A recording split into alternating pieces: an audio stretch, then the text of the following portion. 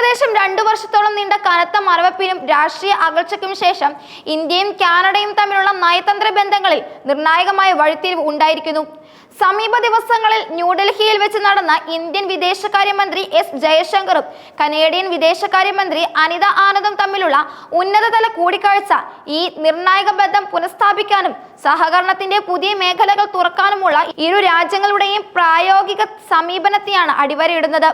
ഒരു ഖലിസ്ഥാൻവാദിയുടെ കൊലപാതകവുമായി ബന്ധപ്പെട്ട് 2023 ഗുരുതരമായ ആരോപണങ്ങളും അതിനെ തുടർന്ന് നയതന്ത്രജ്ഞരെ പുറത്താക്കിയ സംഭവങ്ങളും ഉൾപ്പെടെ രാഷ്ട്രീയ പ്രതിസന്ധികളുടെ പശ്ചാത്തലത്തിൽ തകർന്നുപോയ ബന്ധമാണിത്.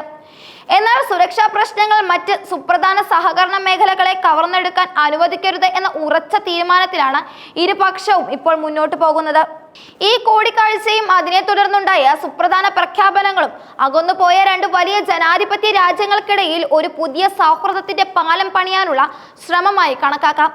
ചർച്ചയുടെ പ്രധാന ശ്രദ്ധ രാഷ്ട്രീയ ഭിന്നതകളിൽ നിന്ന് സാമ്പത്തിക സാങ്കേതിക സഹകരണങ്ങളിലേക്ക് മാറിയെന്നത് ശ്രദ്ധേയമാണ്. ഉഭയകക്ഷി ബന്ധം മെച്ചപ്പെടുത്തുന്നതിൽ സാമ്പത്തിക പങ്കാളിത്തത്തിന്റെ സാധ്യതകൾ തിരിച്ചറിയുന്നു എന്നതിന്റെ വ്യക്തമായ തെളിവാണിത്.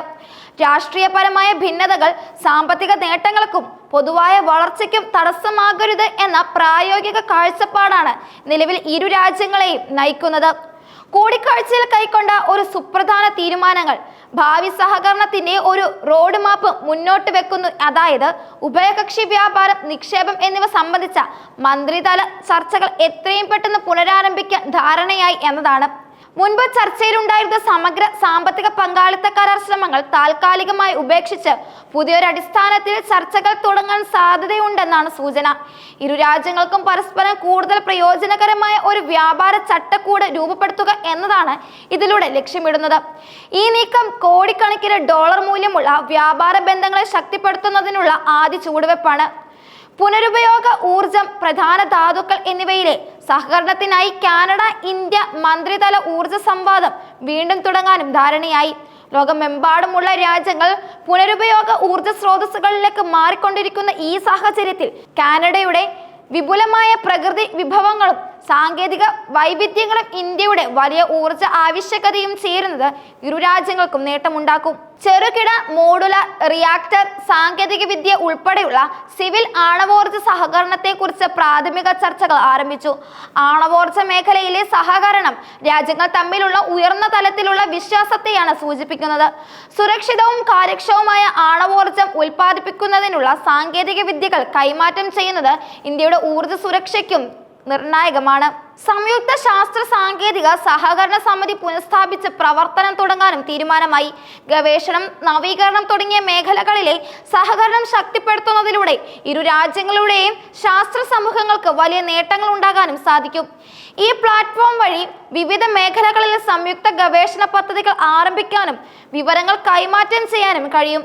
ഇന്ത്യ കാനഡ ബന്ധം സാധാരണ നിലയിലായിരിക്കുന്നതിലെ ഏറ്റവും വലിയതും സുപ്രധാനവുമായ സൂചനയായി കണക്കാക്കുന്നത് കനേഡിയൻ പ്രധാനമന്ത്രിയുടെ ഓഫീസ് ഉദ്യോഗസ്ഥനായ മാർക്ക് കാർണിയെ ഇന്ത്യയിലേക്ക് അയച്ച ക്ഷണമാണ്. 2026 ഫെബ്രുവരി 19 മുതൽ 20 വരെ ന്യൂഡൽഹിയിൽ നടക്കുന്ന നിർമ്മിത ബുദ്ധി സ്വാധീന ഉച്ചകോടിയിൽ പങ്കെടുക്കാനാണ് ഇന്ത്യ കാർണിയെ ക്ഷണിച്ചത്. പ്രധാനമന്ത്രി ഇതുവരെ ക്ഷണം ഔദ്യോഗികമായി സ്വീകരിച്ചിട്ടില്ലെങ്കിലും കനേഡിയൻ പ്രധാനമന്ത്രിയുടെ ഓഫീസിലെ മുതിർന്ന ഉദ്യോഗസ്ഥർ ഈ ചർച്ചകളിൽ പങ്കെടുത്തത് ഈ സന്ദർശനത്തെ കാനഡ അതീവ ഗൗരവത്തോടെയാണ് കാണുന്നത് എന്നതിന്റെ വ്യക്തമായ സൂചനയാണ്. ഈ ക്ഷണം സ്വീകരിച്ച് കാർണി ഇന്ത്യയിൽ എത്തുകയാണെങ്കിൽ നയതന്ത്ര പ്രതിസന്ധിക്ക് ശേഷം ഇരു രാജ്യങ്ങൾക്കും ഇടയിൽ ഉണ്ടാകുന്ന ആദ്യത്തെ ഉന്നതതല കൂടിക്കാഴ്ചയായി അത് മാറും. ഇത് രാജ്യത്തിന് മുന്നിൽ ഇരു രാജ്യങ്ങളും തമ്മിലുള്ള സൗഹൃദം പുനഃസ്ഥാപിക്കുന്നതിന്റെ ശക്തമായ സന്ദേശവും നൽകും. സാങ്കേതിക വിദ്യ സഹകരണത്തെ അടുത്ത ഘട്ടത്തിലെത്തിക്കാനുള്ള ഇന്ത്യയുടെ തന്ത്രപരമായ നീക്കമായാണ് ഈ ക്ഷണത്തെ വിലയിരുത്തുന്നത്. കനേഡിയൻ കമ്പനികളെയും ഗവേഷകരെയും ഉച്ചകോടിയിൽ പങ്കെടുക്കാൻ പ്രോത്സാഹിപ്പിക്കുന്നത് നിർമ്മിത ബുദ്ധി സാങ്കേതിക മേഖലയിലെ ഭാവി സഹകരണത്തിന്റെ വാതിലുകൾ ഉടൻ തുറക്കുന്നു. അതിർത്തി കടന്നുള്ള സാങ്കേതിക സഹകരണം ഇരു രാജ്യങ്ങൾക്കും സാമ്പത്തികമായി വളരാനും അവസരമൊരുക്കും. ഈ നയതന്ത്ര നീക്കങ്ങൾക്ക് ഒരു പശ്ചാത്തലമുണ്ട്. ഈ വർഷം ജൂണിൽ നടന്ന G7 ഉച്ചകോടിക്കിടെ പ്രധാനമന്ത്രി നരേന്ദ്രമോദിയും കനേഡിയൻ പ്രധാനമന്ത്രി മാർക്ക് കാർണിയും തമ്മിൽ നടന്ന ഹ്രസ്വമായ കൂടിക്കാഴ്ചയോടെയാണ് ബന്ധം നന്നാക്കാനുള്ള ശ്രമങ്ങൾ സജീവമായത്. ഇതിനെ തുടർന്ന് സെപ്റ്റംബറിൽ കനേഡിയൻ വിദേശ സുരക്ഷാ ഉപദേഷ്ടാവ് കാതറിൻ ഡ്രെയിൻ ഇന്ത്യൻ ദേശീയ സുരക്ഷാ ഉപദേഷ്ടാവ് അജിത് ഡോവാലുമായി കൂടിക്കാഴ്ച നടത്തുകയും സുരക്ഷാ ചർച്ചകൾക്ക് തുടക്കമിടുകയും ചെയ്തിരുന്നു. ഈ ഉന്നതതല സുരക്ഷാ ചർച്ചകൾ രാഷ്ട്രീയ ഭിന്നതകൾക്കപ്പുറം തന്ത്രപ്രധാനമായ വിഷയങ്ങളിൽ തുറന്ന ആശയവിനിമയത്തിന്റെ ആവശ്യകത ഇരു രാജ്യങ്ങളും തിരിച്ചറിയുന്നു എന്നതിന്റെ തെളിവാണ്.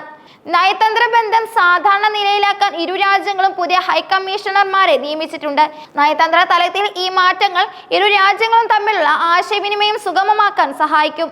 നിയമവാഴ്ചയും പരമാധികാരവും ഉയർത്തിപ്പിടിച്ചുകൊണ്ട് സാമ്പത്തിക ബന്ധങ്ങൾ വിപുലീകരിക്കാനാണ് ശ്രമിക്കുന്നതെന്ന് കാനഡയും വ്യക്തമാക്കിയിട്ടുണ്ട്.